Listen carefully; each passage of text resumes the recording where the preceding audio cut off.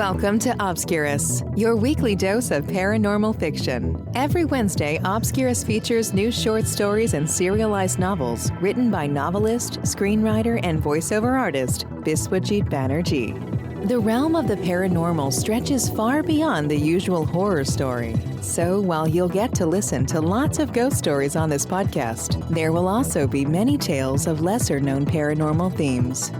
To get us started, here is your host, Biswajit Banerjee.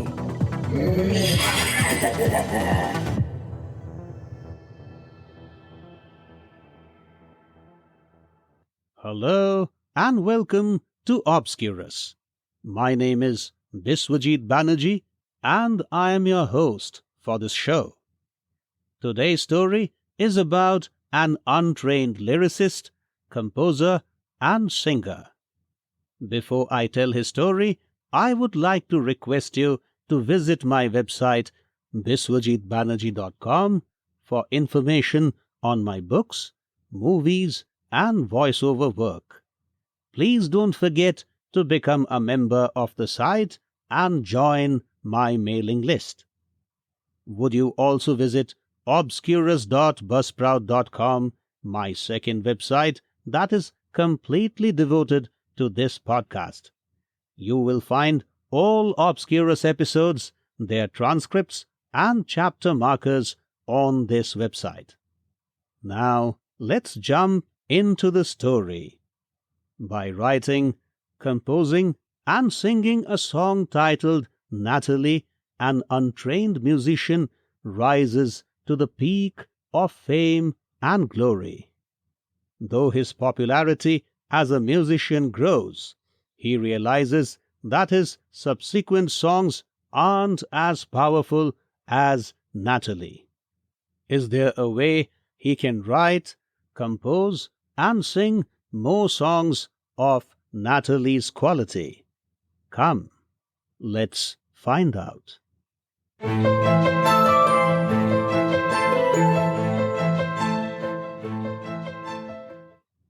Natalie, written and performed by Biswajit Banerjee.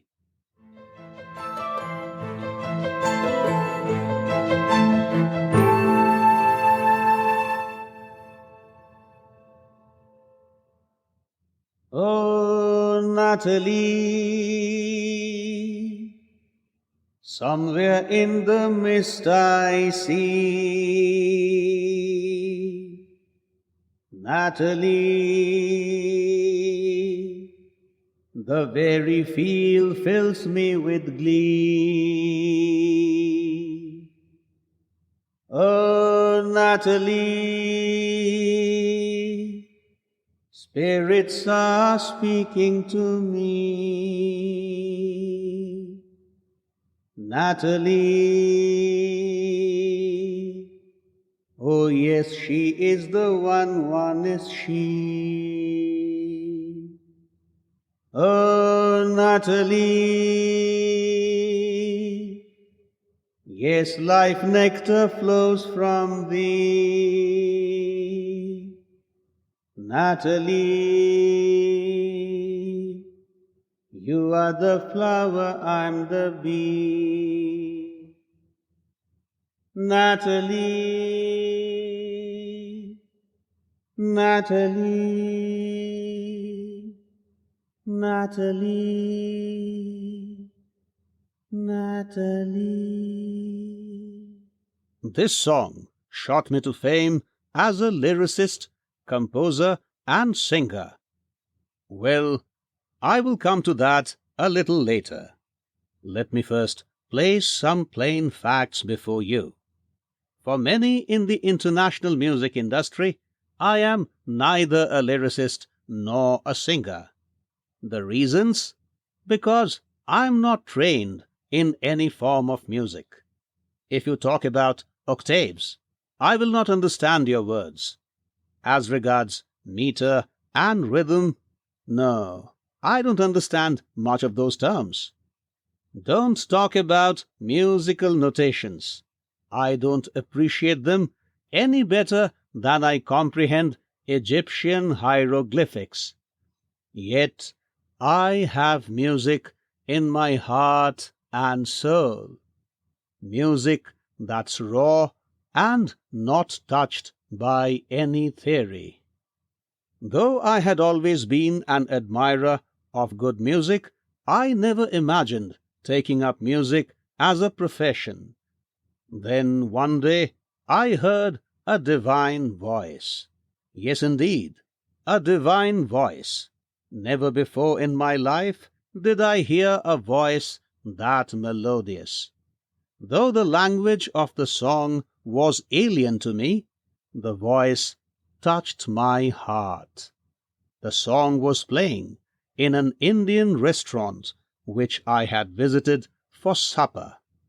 Jeevan se bhari teri aankhein. Those were the words with which the song started. An Indian attendant told me those words meant, "Your eyes are full of life," and the deific voice was that of Kishore Kumar, one of the most popular playback singers from the Indian film industry. Kishore Kumar's voice touched my heart and soul. The language was no barrier. The voice was so powerful and full of emotions that I knew the import of the song at once. Love that is all expansive and bereft of the sense of possessiveness is the greatest liberating force. And this force is strong enough to infuse life into a corpse. The lyrics must have been powerful, but the true power lay in the voice. Yes, a great voice could turn dead lyrics into supreme melody. The maestro's voice proved it. Later, I did some research on Kishore Kumar. To my utter surprise, I discovered that he was completely untrained. Although he might have picked up some musical wisdom on his way to stardom, he was essentially a singer by heart and soul, and not by training. The maestro passed away in the late 1980s, leaving behind a vacuum that never got filled. Over the next few months, I listened to thousands of songs sung by the maestro. I also learned that Kishore Kumar was not just a singer, but an actor, screenwriter, movie director, lyricist, and music composer. And everything he did with his heart and soul. Such wisdom, such talents, and such versatility. Oh, you might have guessed it by now. I wanted to be like Kishore Kumar.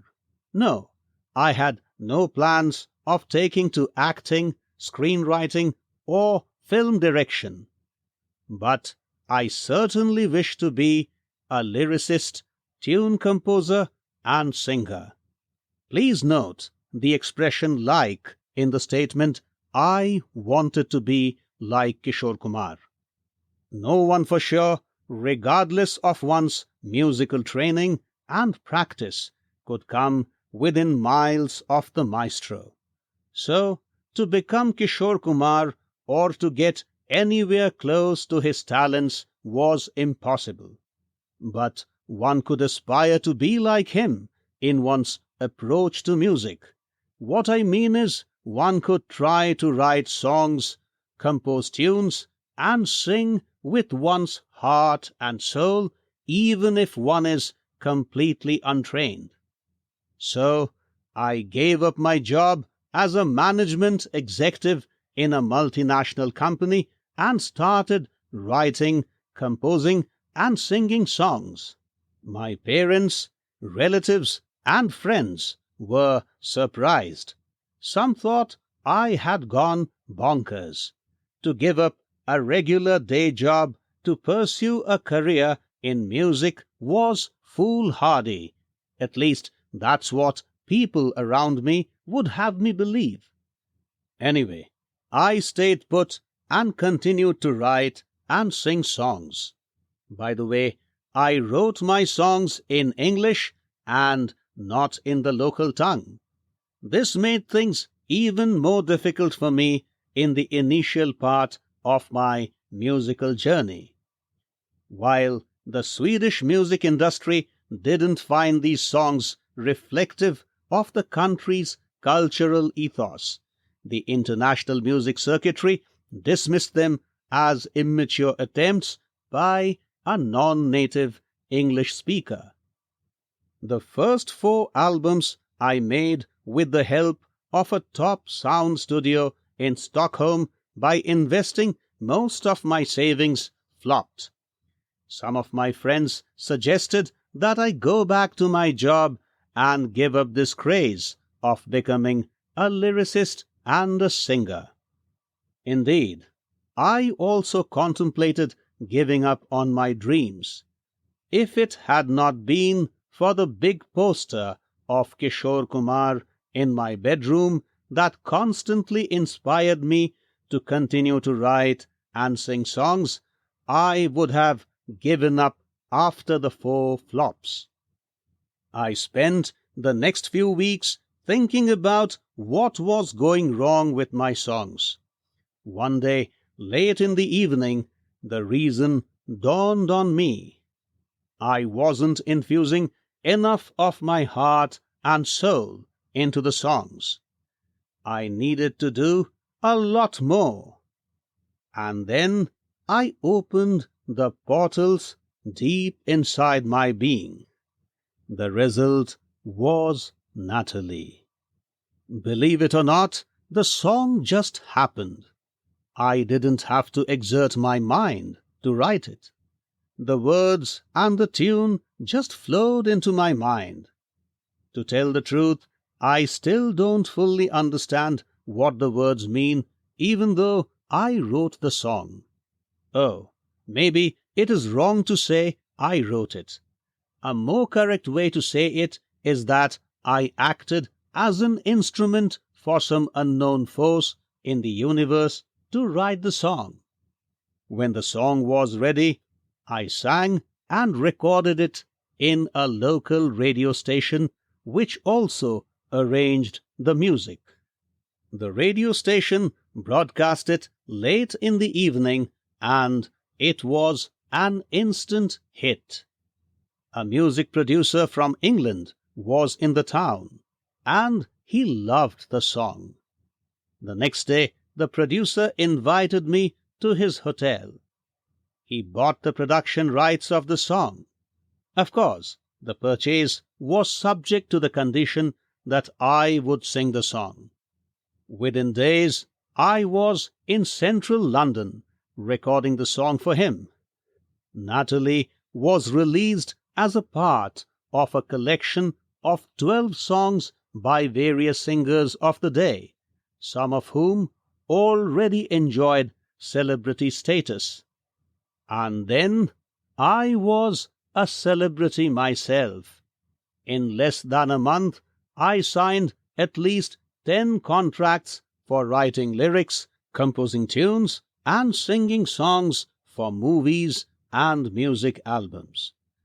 That was 10 years back. Now I'm a rich man with music and film producers virtually at my beck and call. Although I have many detractors, some of them call me an illiterate in music, and some call me a sick lyricist, composer, and singer. I have thrived as a musician because my songs have captivated the popular imagination. Here, my story takes a turn. I continued to grow as a musician in terms of popularity, but in my own assessment, I was not doing very well as a lyricist, composer, and singer. Why? Because another Natalie hadn't happened. All songs that I wrote, composed, and sang after Natalie were good, but none matched the quality of Natalie. There was something ethereal about Natalie that didn't quite get replicated. My fans might not have sensed it, but I did. Natalie, I have already mentioned, got written through what I can now best describe as divine inspiration. The songs that followed Natalie were constructs of my own creative faculties, and they didn't come to me from an unknown force. Unknown force? At times I wondered if Natalie really came to me from some source outside my being, or was it my own creative self that made the song? After all, if it was the creation of an unknown force, why did that force cease to create more such songs? Did it just intend to create one and only one musical gem through me? I had no answers. Irrespective of how Natalie came into being, I desired that the creative force behind the song got active again. Not that my music career would get affected if the force didn't act again, for I was now too rich and famous and established to witness my career graph plummet. But I somehow wasn't happy about creating music far below Natalie's level. So I took a week's break last summer and visited the French countryside for some rest and self-contemplation. A break, I reasoned, might bring me back in touch with the force that I wasn't sure lay inside or outside of my being. A French film producer had made all the arrangements for my break. The large mansion was roughly in the center of a commune called Château Chalon, atop a hill in the first fold of the Jura hilly ranges. One side of the village was nothing more than a hilly terrain. The side opposite sloped away in vineyards, famous for white wine. 3 people, an elderly man called Antoine, and his 2 assistants, Louis and André, were the resident caretakers of the mansion. They took good care of me. Pristine nature, fresh air, clear sky, friendly people, great food, and white wine. This was no less than paradise. One of Antoine's assistants had placed an easy chair on the lawn of the mansion. I would sit there for hours together looking for divine inspiration. Good times pass quickly, goes a saying, and indeed the dreamlike break whisked past me. Soon I found myself in the evening of the day preceding the one I was to leave for Paris and then catch a flight back to Stockholm. My meditations and self-searching were pleasurable and peace-giving, but they didn't give me another Natalie till that point in time. Sir? Antoine spoke from behind me. I had my gaze on the skies with my head resting on the back rail of the easy chair. Yes, Antoine? With your permission, my assistants and I would like to leave now. Leave now? What do you mean, Antoine? You guys live in the mansion itself, don't you? Yes, sir. But today we have to attend a marriage party. The bride's father is my friend, and there are plans for night-long celebrations. Okay, then. Don't worry, sir. We will be back by 4 in the morning. Tomorrow you have to catch an evening flight from Paris airport. We know that. The cab that will take you straight to the airport will arrive by 9 in the morning. So, should I leave the main door unlocked at night? No, sir. please lock the main door before you go to bed. When we come back around 4, we will open it. We have the keys." Okay. About half an hour after they left, I sensed a presence around me. I got up from the easy chair and looked around. There was no one. Within moments of settling down in the chair again, I heard a pleasant female voice speak from behind me. "Sir?" I turned around. A girl it was. She must have been in her mid-20s.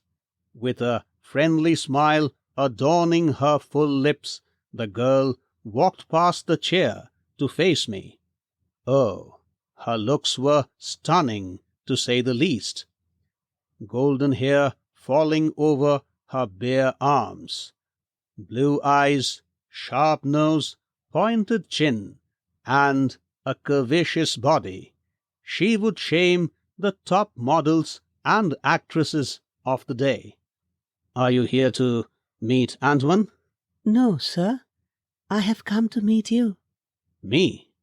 "Yes, Have we met before? I'm your fan. My name is Natalie."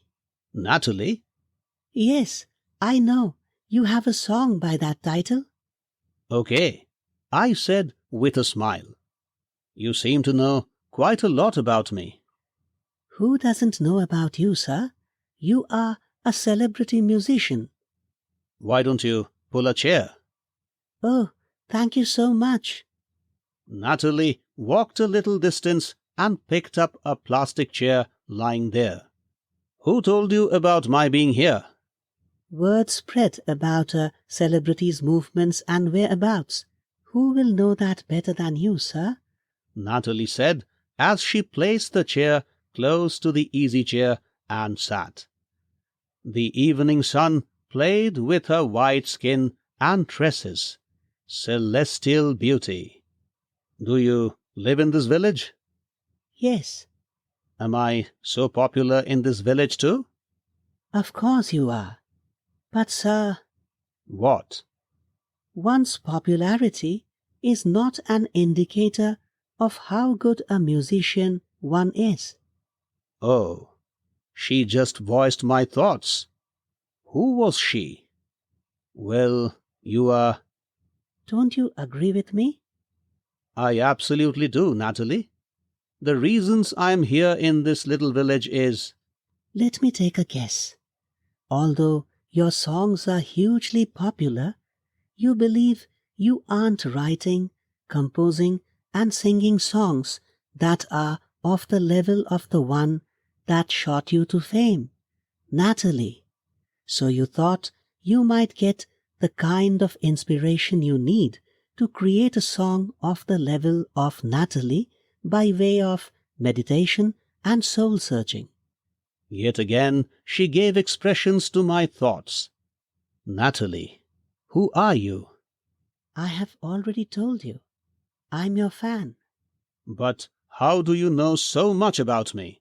Nobody knows why I have taken this break. I didn't mention the reasons to anyone. Well, I simply told you what my heart and soul suggested to me. Heart and soul. I use that expression quite often. Oh yes, I remember you using that expression in a television interview while talking about your idol Kishore Kumar. In fact, I can recall exactly what you said. Kishore Kumar sang with his heart and soul. That's why he needed no training. After a period of silence, I said, "Who are you, Natalie?" A beatific smile spread over her lips again as she said, You know me. I am Natalie. We exchanged no more words. Words weren't needed anymore.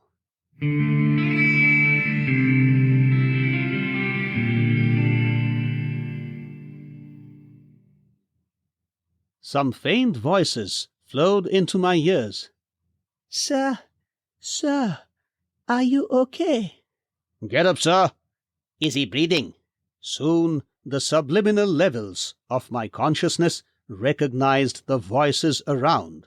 Antoine and his assistants. Someone touched my shoulder and gave me a shake.